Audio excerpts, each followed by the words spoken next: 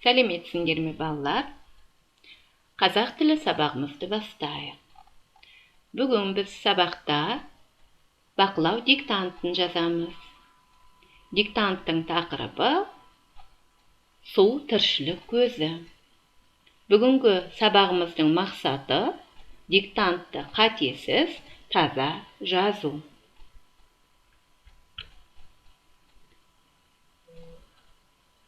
Дәптерімізді алайық. Бүгінгі күннің ретін жазамыз. Сәуірдің 21-і бақылау диктанты. Су тіршілік көзі.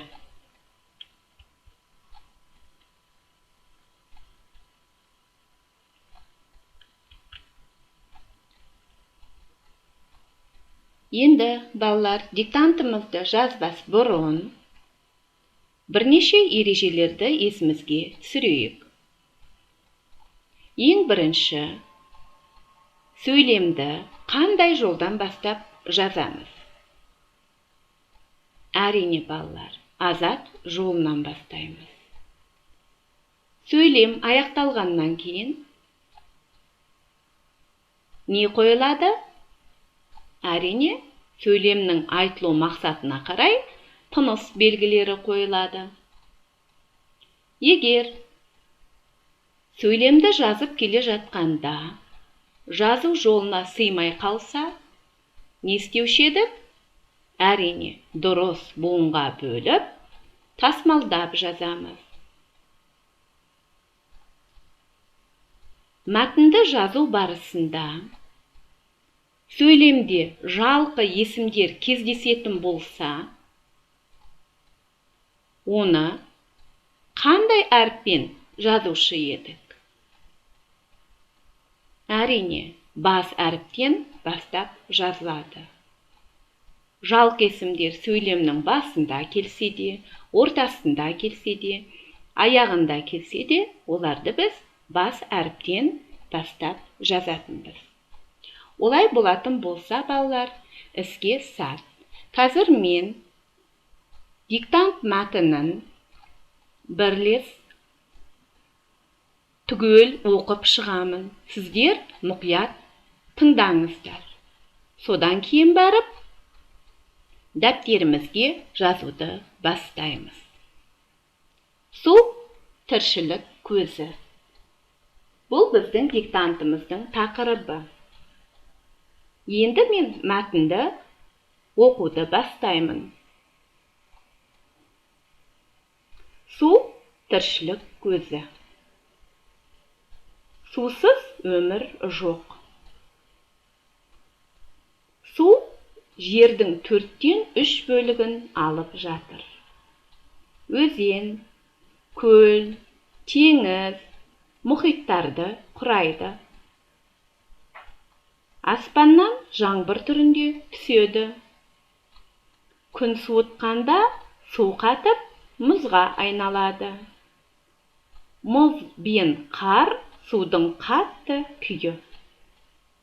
Бу судың газ түріндегі күйі. Судың өзіне тән қасиеттері болады.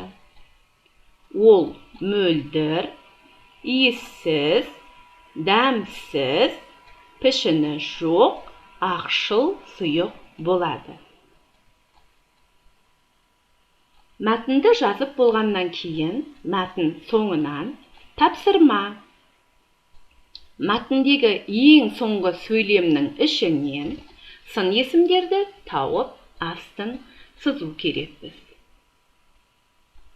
Ал енді, балалар, оқу құралдарың, дәптерлерің, қаламдарың дайын болатын болса, диктантты жазуға кірісейік.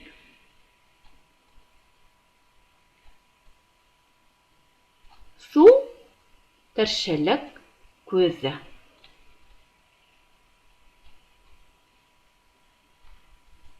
Сусыз өмір жоқ. Су жердің 4-тен 3 бөлігін алып жатыр. өзен,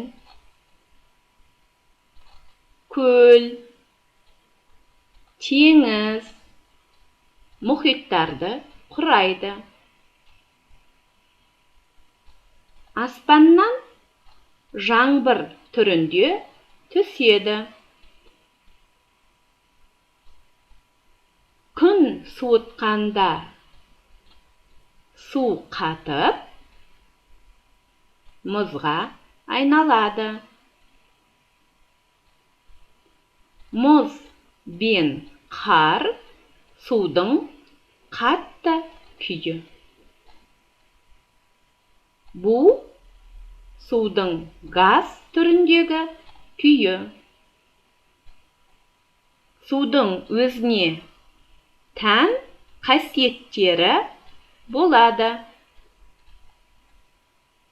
Ол мөлдір, иіссіз, дәмсіз, пішіні жоқ, ақшыл, сұйық болады.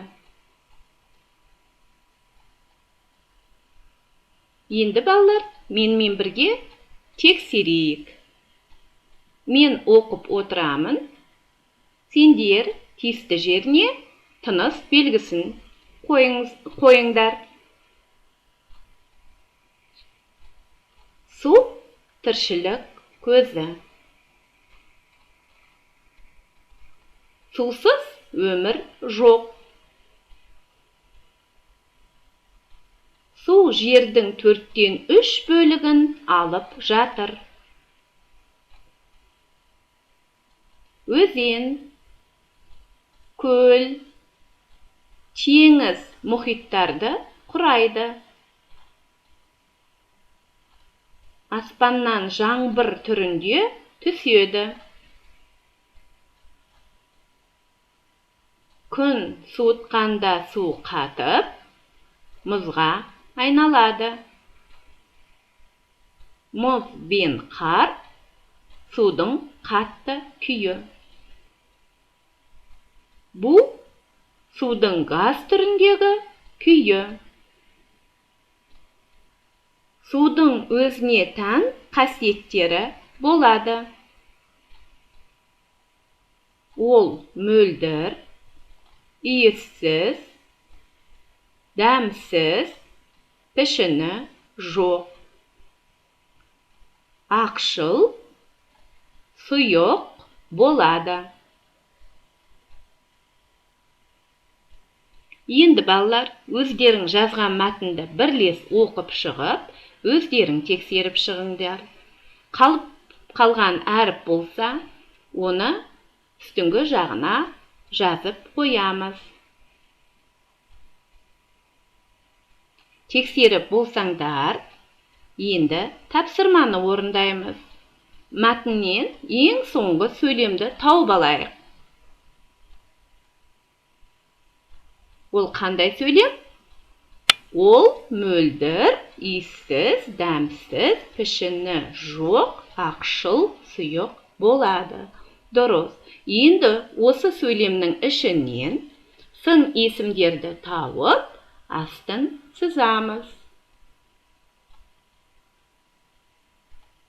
Осымен біздің қазақ тілі сабағымыз аяқталды.